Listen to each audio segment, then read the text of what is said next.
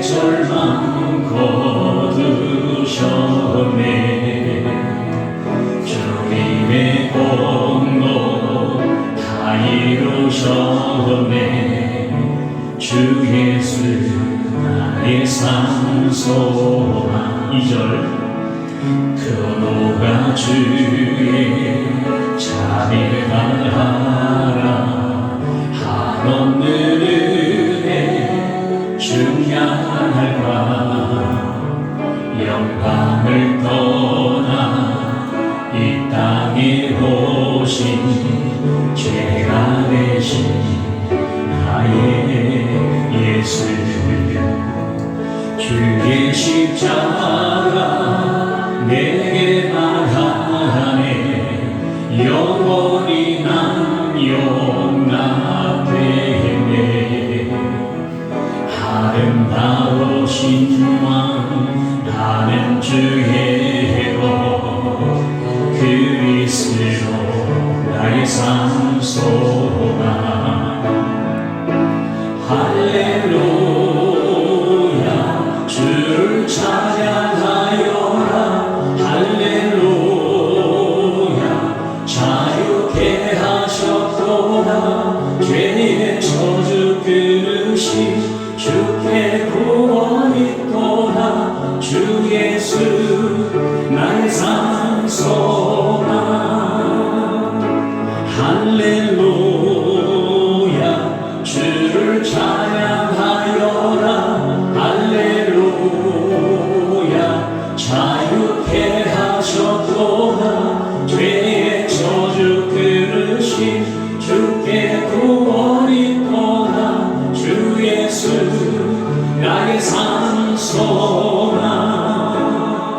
언약의 가진 장사된 몸에 부활의 호흡 시작되네. 유다의 사자 위협찬 선도 사망이 무너졌도다.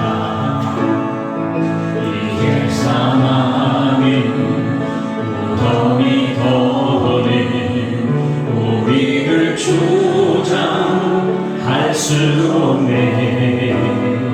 유다의 사자 위협찬 포효 사망이 무너져도.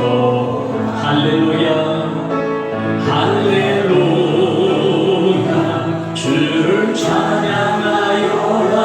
할렐루야 자유케 하셨도다. 죄의 저주 끊으신 주께 구원 있도다.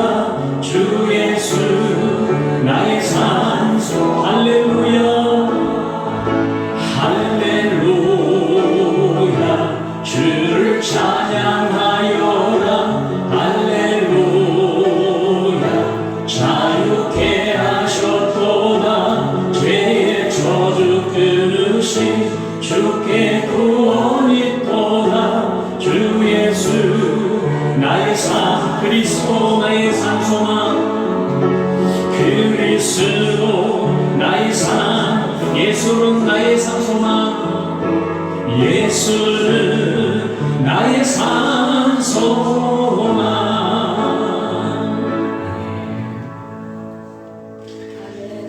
오늘도 너무 잘 오셨습니다. 주님께서 여러분의 신령에 큰 은혜를 더하여 주시는 귀한 예배가 되시기를 예수님의 이름으로 축복합니다.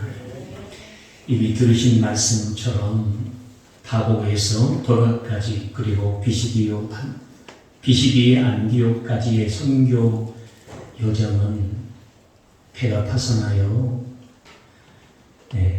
여러 고비를 넘기고 강도를 만나가지고 또 여러 고초를 겪는 정말로 생명의 위협을 느끼는 험난한 여정이었음을 말씀드렸습니다. 주님이 아니었다면, 주님이 지키시고 보호하지 않으셨다면 견딜 수 없는, 결코 그 길을 갈 수 없는 그런 여정이었다라고 할 수 있겠습니다. 오늘 말씀 15절입니다. 오늘도 하나님의 은혜 속에 그래서 비시디아 안디옥에 도착하여서 안식일이 되어 회당에 들어갔습니다. 회당에 들어가니까 거기서 많은 사람들이 말씀을 나누고 나름대로 하나님을 찾고 있는 그런 자리였어요.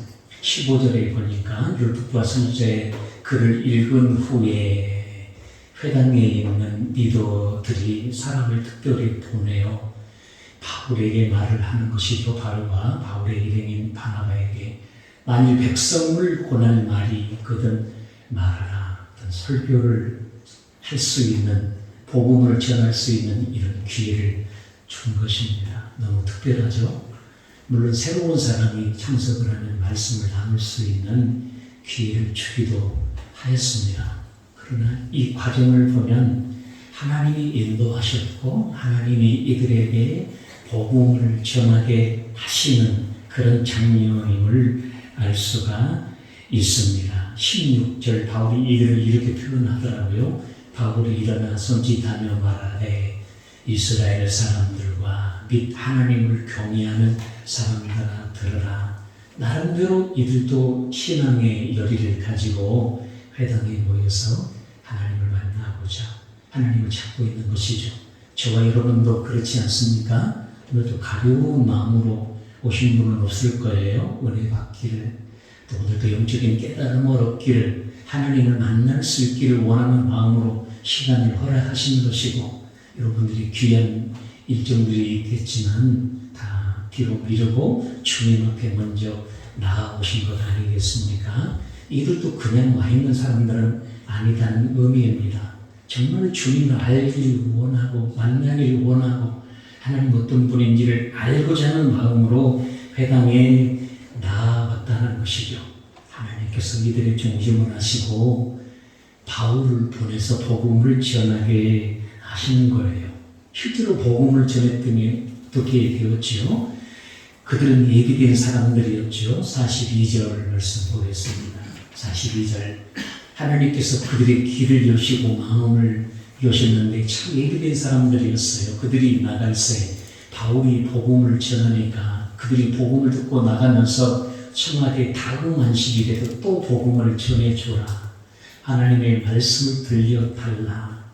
이게 정말 은혜 입은 자의 반응일 겁니다. 정말로 주님의 은혜를 입은 자의 반응이죠. 48절입니다. 48절 이방인들이 듣고 기뻐하여, 이 복음을 듣고 기뻐하여, 하나님이 어떤 분인지를 듣고 기뻐하여 하나님과 하나님의 말씀을 찬송하며, 한마디로 하나님을 찬송한다는 것이죠. 영생을 두시기로, 영생은 예수님이 영생이시고 예수님을 영접함으로 영생을 얻는 거지 않습니까? 생명을 얻는 것인데, 이렇게 예수님을 만나고 영생을 얻게 되는 놀라운 복음의 결실이, 구원의 결실이 이 비시디아 안디옥에서 일어나게 되었다는 것이 오늘 본문이 말해주고 있는 것입니다. 그런데 바울이 복음을 전하기 전에 이 회당에서 그들이 말씀을 전할 기회, 복음을 전할 기회를 주어 말씀을 전하기 전에 이들의 상태는 어떠했습니까? 13장 보고 있죠. 27절로 가보겠습니다. 나오시면 말씀 한번 같이 한번 읽어볼까요? 시작. 예루살렘에 사는 자들과 그들 관리들이 예수와 안식일마다 배우는가 선지자들의 말을 알지 못하고 예수를 존재하여 선지자들의 말을 응하게 하였도다. 그들이 열의를 가지고 주님 앞에 나와갖고 하나님을 알고자 하며 회당에서 하나님의 말씀을 듣고 또 선지자들의 글을 읽고 낭독하고 그런 일들을 반복했거든요. 계속해서 그들이 어려운 시간을, 분주한 일상을 뒤로 하고 하나님께 나와서 날마다 말씀을 듣는 거예요. 선지자들이 기록한 그 글을 늘 읽고 묵상하고 상고하고 그것이 그들의 영적인 일상과 같았습니다. 그러나 실상은 뭡니까?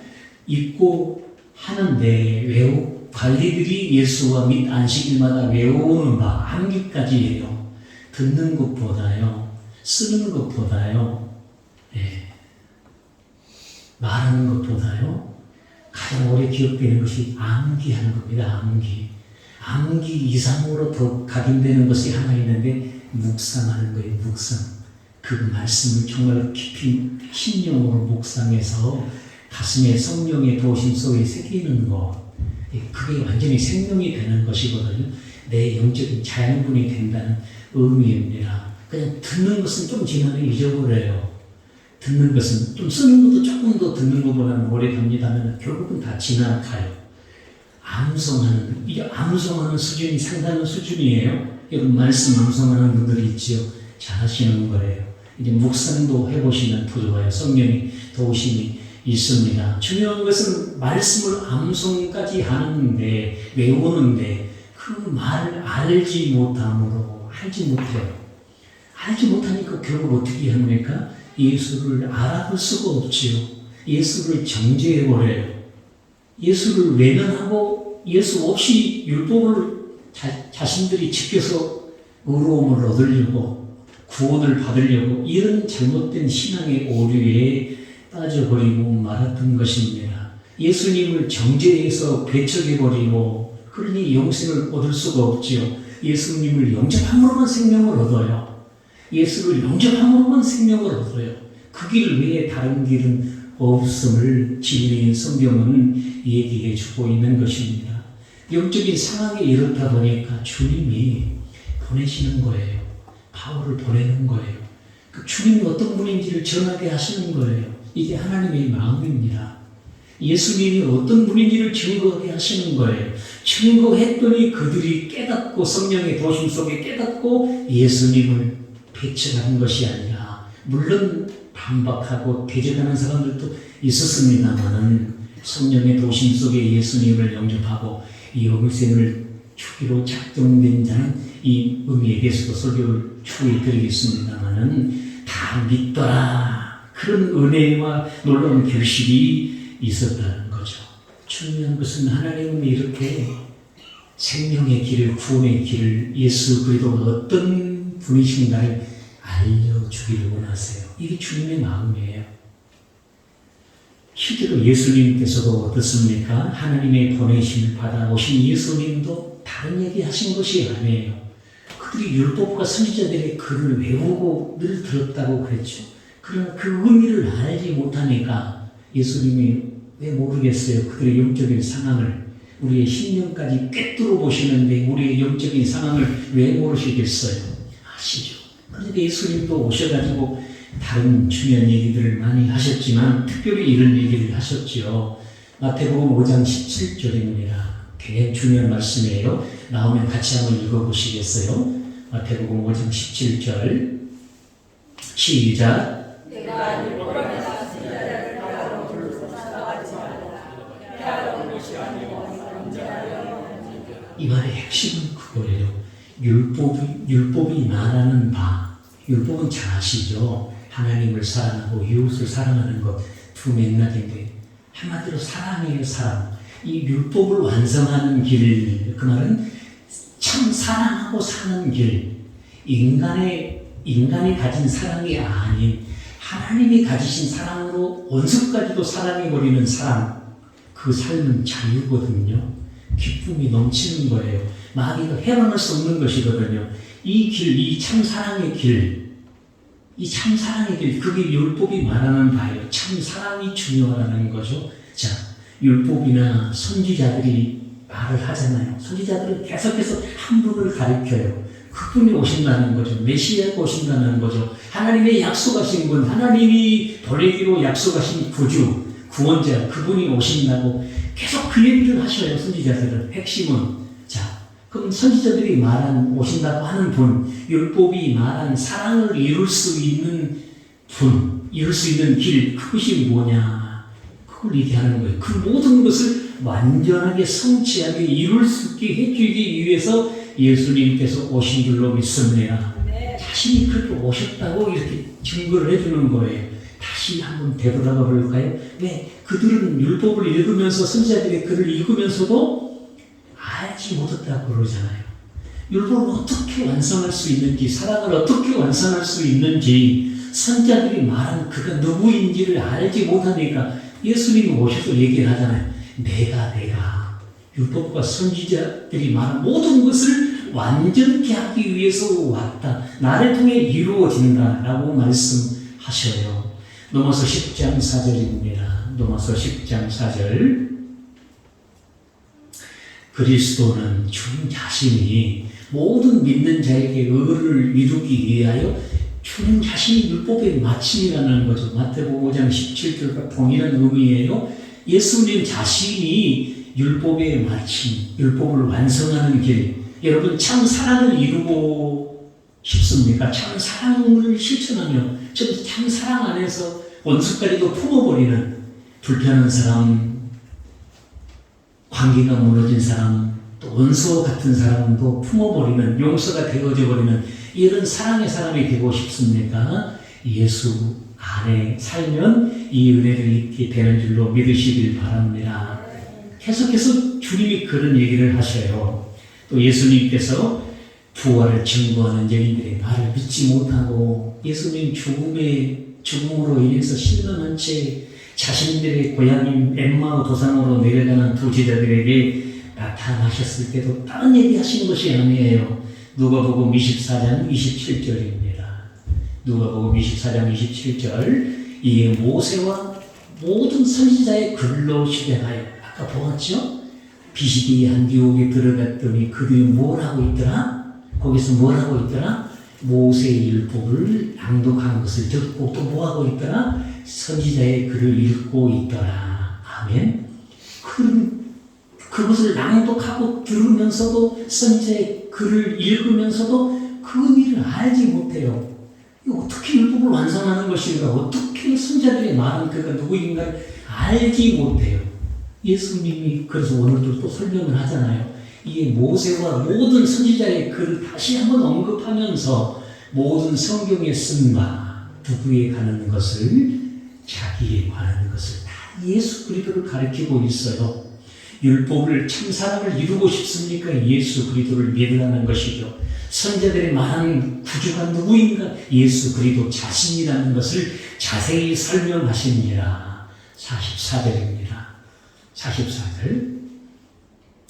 또 이르시되 내가 너희와 함께 있을 때 너희에게 말한다 또 말씀하세요. 모세의 율법과 선지자의 글과 시편의 여기 시편이 추가되었죠. 나를 가리켜, 이 모든 것이 나를 가리키는 거라는 뜻이에요.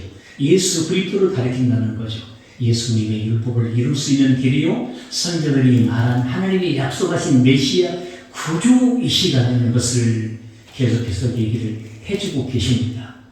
자, 이 정도 되었다면, 아니 인간적으로 비시디아 안디옥 회당에 모여가지고 날마다 나름대로 열의를 가지고 율법을 듣고 낭독하고 외우고 선지자의 글을 읽는다면 깨달아야 정상 아닐까요? 근데 깨닫지 못하고 예수님을 뭐 했더라? 배척해버렸다는 거죠. 외면해버렸다는 것이죠. 왜 이런 일이 일어나게 되었을까요? 왜 하나님이 보내신, 하나님이 말씀 그대로 오셔서 그 말씀을 성취하시고 자신이 하나님의 약속대로 보내신 분임을 명확하게 증거하고 드러내심에도 불구하고 예수님을 영접하지 못하고 배척하고 말았을까요? 너무나 의문이고 안타까운 상황이잖아요. 자, 그 이유가 뭐죠? 여러분, 복음은요, 주님이 깨닫게 해주시는 거예요. 아멘. 예, 진짜 이 진리는 주님이 열어주시는 겁니다. 이것을 놓치지 마세요. 사람을 통해서 다 깨달아지는 것이 아니에요. 참고는 될 수 있어요. 그러나 궁극적으로는 주님을 모시고 그 주님이 우리 안에서 주시는 말씀, 성령의 인도하심, 말씀하심, 감동과 조명하심, 이것이 개인적인 모든 그리스도인들 안에 이루어져야 될 신앙의 근본적인 모습이에요. 주님을 구주로 모시고 그 주님의 가르치심을, 주님의 말씀을 들을 수 있는 믿음의 사람들, 한마디로 주님으로만 진리를 깨달을 수 있다는 의미예요. 요한복음 15장 26절 보겠습니다. 요한복음 15장 26절. 내가 아버지께로부터 너희에게로 보낼 보혜사. 예수님도 말씀하잖아요. 예수님이 이제 공생애를 마치고 가시기 이전에 말씀하셔요. 내가 아버지께로부터 너희에게 보낼 보혜사 성령님이시죠. 성령님, 곧 다시 말하면 아버지께로부터 나오시는 진리의 성령이 오실 때 그가 나를 증거하신다. 성령으로 거듭나서 주님으로 거듭나서 그 주님의 증거를 받아야 돼요. 주님의 가르치심을 받아야 돼요. 그게 진리에 대한 깨달음을 얻습니다. 주님이 어떤 분인지를 확실하게 알게 된다는 그런 의미입니다. 16장 13절입니다. 16장 13절 한번 읽어보시겠어요? 시작.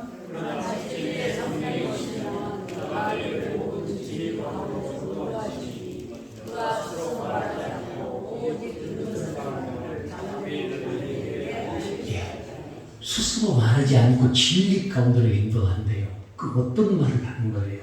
자, 스스로 말하지 않고 진리 가운데로 인도하시는데 14절 다 같이요. 시작. 내 영광을 나타내니 내 것을 가지고 너희에게 알리시겠습니다. 성령이 오셔서 증거하시는 진리 가운데로 인도하시는 것은 곧 예수 그리스도를 나타내신다는 거죠. 예수님이 어떤 분인지를 확실히 알게, 믿게, 깨닫게. 영생은요, 하나님의 은혜를, 모든 은혜를 누리는 것은요, 하나님과 그의 보내신 자 예수 그리스도를 알 때 가능한 것이거든요. 요한복음 17장 3절에 의하면 그분을 알므로, 성령으로 말미암아 알므로 그것이 누려지는 것이거든요. 실제로 내게 경험이 되는 거예요. 예수님의 제자들을 잘 아시잖아요. 3년 동안 나름대로 얼마나 배웠습니까?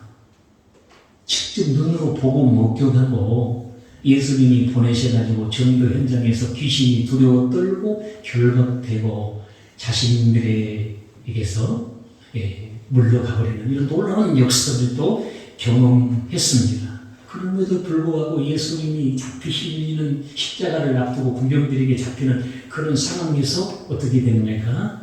다 그 두려움에 붙잡혀가지고 다 도망가 버리잖아요. 여전히 자기 욕심, 자기 교만, 서로 높은 자리 차지하고자 서로 경쟁하고요. 여전히 자기 것 내려놓지 못하고 있는 상태가 그들의 모습이었습니다. 왜 그렇습니까? 주님을 그렇게 따라다녔는데 왜 그렇게 여전히 그런 모습, 내 것을 내려놓지 못하고 있는 상태입니까? 왜 그랬을까요? 비시디의 안디옥에 있는 많은 사람들이, 열의를 가진 사람들이 그렇게 말씀을 듣고 읽으면서도 왜 아직 성경이 증거하잖아요. 외우는 바 그것을 알지 못하여 그러잖아요. 왜 알지 못할까요? 제자들은 왜 알지 못했을까요? 아직 그들에게 성령이 임하시기 이전이었기 때문에 그래요. 주님의 생명이 없기 때문에, 주님이 그들에게 오지 않았어요. 그 말은 주님이 그들 안에서 가르치는 이 믿음이 없다 그 말입니다. 주님이 그들 안에서 가르치셔야지, 주님이 그들 안에, 내 안에 계심을 내가 알게 되고 느끼게 되고 내 안에 계신 주님을 내가 느낌으로 변화가 일어나는 것이거든요. 그 외에는 변화가 없어요. 아직 그들에게 주님이 임하시기 전이기 때문에, 그들 안에서 말씀하시고 가르치기 이전이기 때문에 몰라요.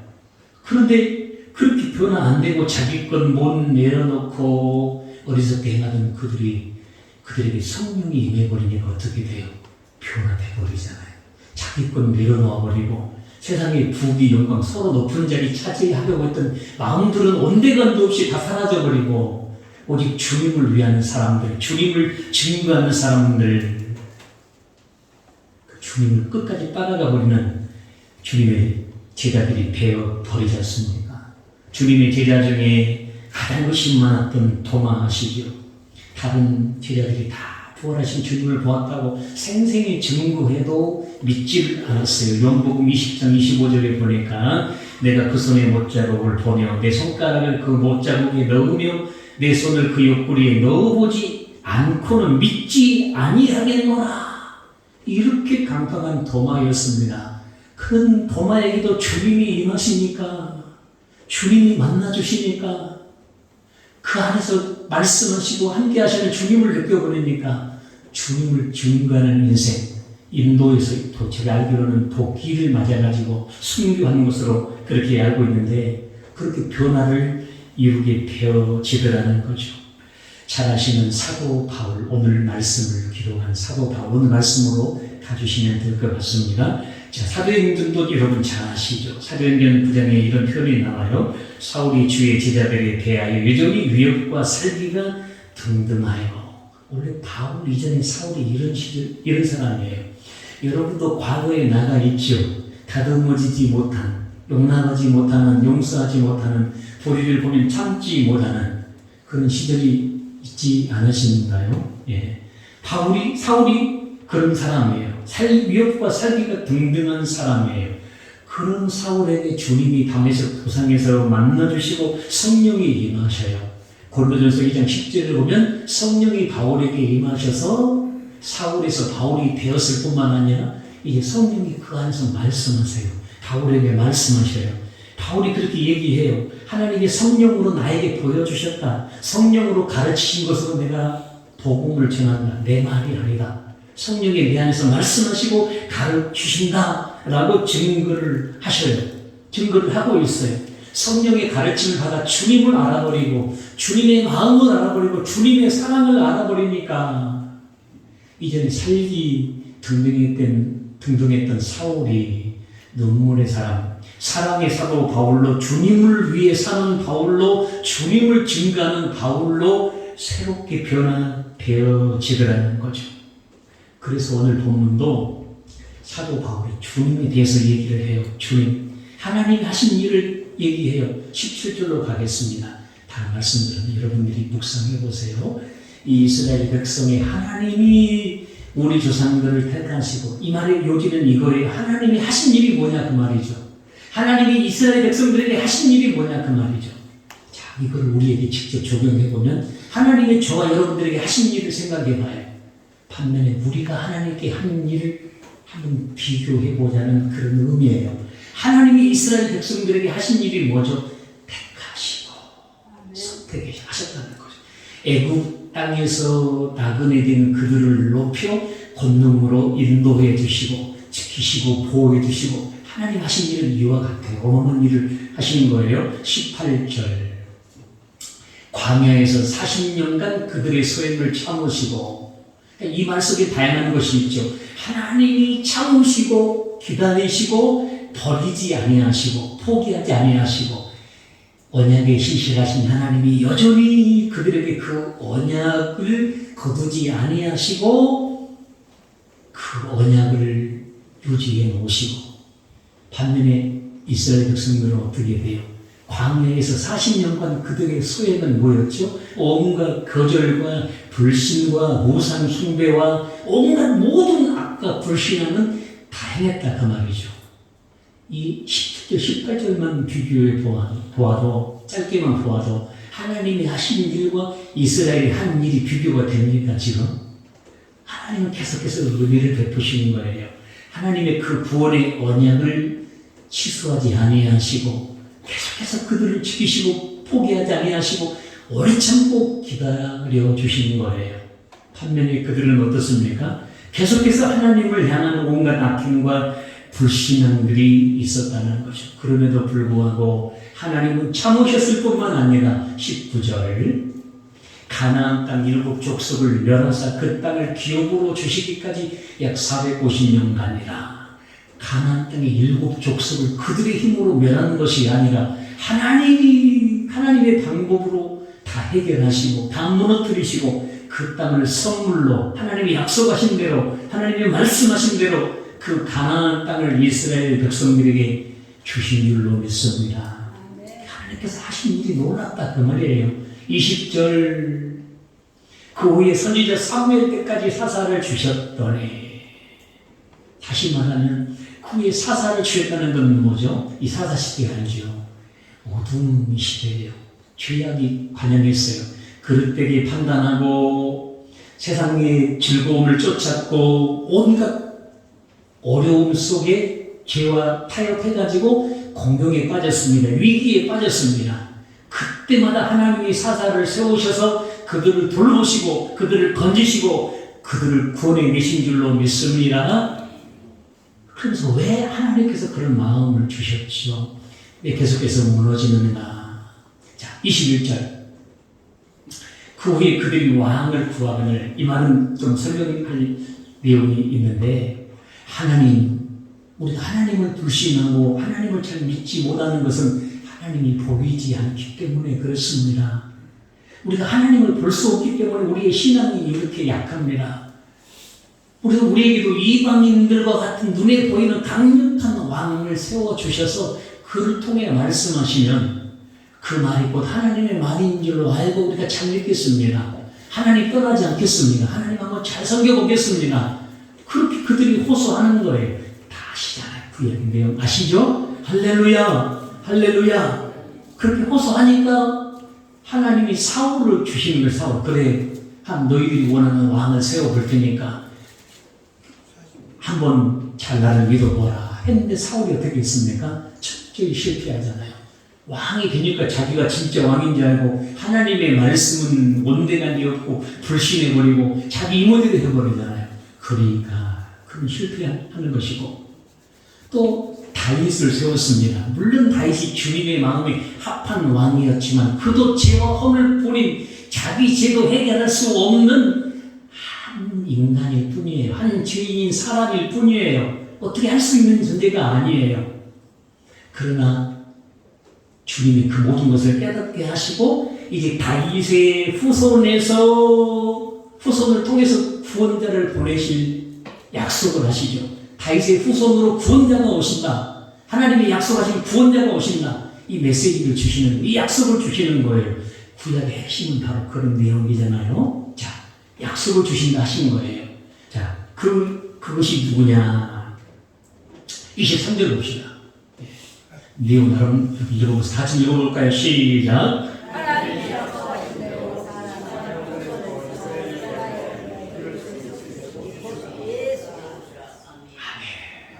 바울이 지금 비시기의 안디옥에서 복음을 전할 기회에 하나님이 하신 일, 반대로 이스라엘 백성들은 온갖 거절과 악행, 불신함, 그래도 하나님이 오래 참으시고 약속을 거두지 아니하시고 그렇게 거절하는 그들에게도 하나님이 다윗의 후손으로 구원자를 보내시리라, 구주를 보내시리라, 그렇게 약속을 하셨어요. 그 말씀을 하셨어요. 그 약속대로, 그 말씀하신 대로 다윗의 후손을 통해 오신 분이, 이스라엘을 구원하기 위해서 오신 분이 누구다? 곧 예수라. 아멘, 아멘 합시다.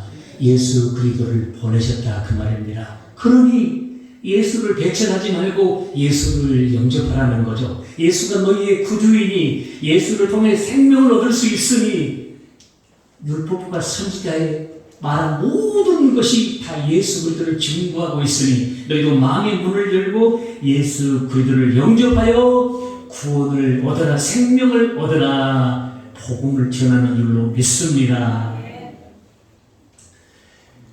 이번에 하나님의 은혜로 유럽에 가가지고 보고 느낀 게 참 많아요. 보고 느낀 게 너무 많이 있고, 여러분들도 좋은 기회에 한번 가보시면 참 좋지 않을까 그런 생각이 됩니다. 우리 영상을 제가 조금 준비해 봤는데 보면서 조금씩 설명을 한번 드려볼게요. 그 마이크 볼륨을 좀, 마이크가 아니라 한번 영상을 한번 재생을 한번 해보시고요. 바탕화면에 있잖아요. 소리를 한번 키워보세요. 볼륨을 전체 화면으로 해가지고 소리 키워보시고요. 이게 지금 프랑스 시내입니다. 프랑스 시내. 걸으면서 거리가 이렇게 아름다울 수가 없어가지고 제가 좀 촬영을 해보았어요. 이게 지금 프랑스 시내입니다. 건물들이 다 이래요. 건물들이. 여기는 이탈리아 거리입니다. 좀 한적한 골목인데 한적한 것도 골목이 이래요. 건물이 이렇다 그 말입니다.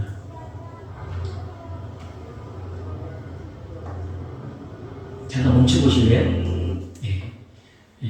일단 봅시다. 계속. 이건 프랑스에 있는 노트르담 성당인, 대성당인 엄청난 규모의 성당입니다. 한 50층 예배 드리고 있는 겁니다. 미사를.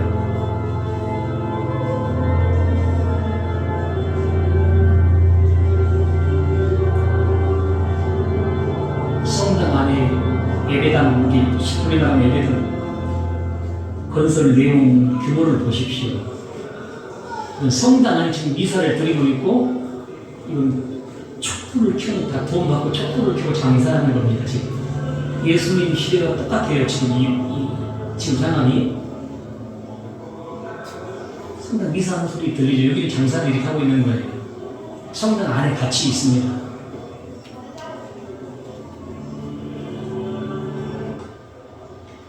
잠깐 끌어보실래요?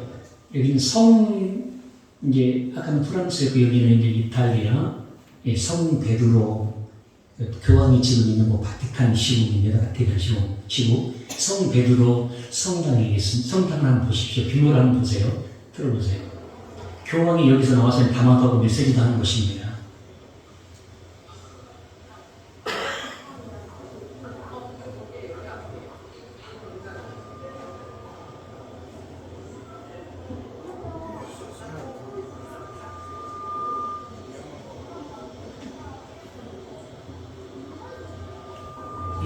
이 성당에 들어가기 위해서 줄을 섭니다. 얼마나 줄을 서니 까마득해요. 기본적으로 30분 대기는 기본입니다. 한번 들어가면 그냥 못 들어가요. 이 사람들이 다 줄 서는 겁니다. 이렇게.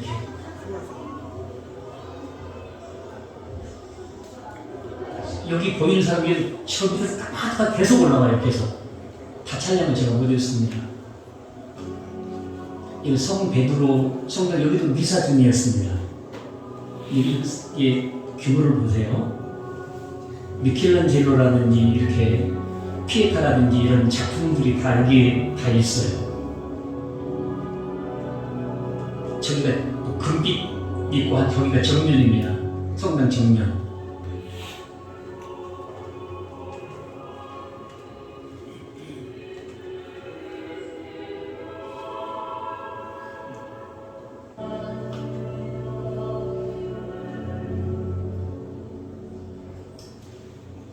성당의 규모가 어마어마합니다. 그들이 정말 자부심을 가지고 예수님 시대를 그랬죠. 예수님 앞에서도 자랑하고 그랬죠. 자랑만 하더라고요. 이런 규모들을 보면. 지금 교황이 나름대로 교황하죠. 어떤 신부가 신부가 이렇게 메시지를 하고 있더라고요. 미사하고 그 가족을 계속 방방하고 그렇습니다. 자, 여기 멈춰보실래요? 이 성당 출입문 안쪽에 의미 있는 게 있어서 제가 촬영을 했는데 순교자들이 어떻게 순교를 했는가 그걸 이렇게 이미테이션으로 만들어놔서 성당 안쪽에 그들 자부심으로 이런 우리는 믿음을 간직한 사람들이다. 이렇게 순교한 사람들의 우리가 후대다. 이런 메시지 같아요. 나름대로. 그런 예수님 시대도 그랬잖아요. 우리가 아브라함의 자손이다. 아브라함의 자손이다. 예수님 앞에 내세우고 그랬는데 그 이름까지 막 새겨놓고 했더라고요. 계속 재성해 보세요.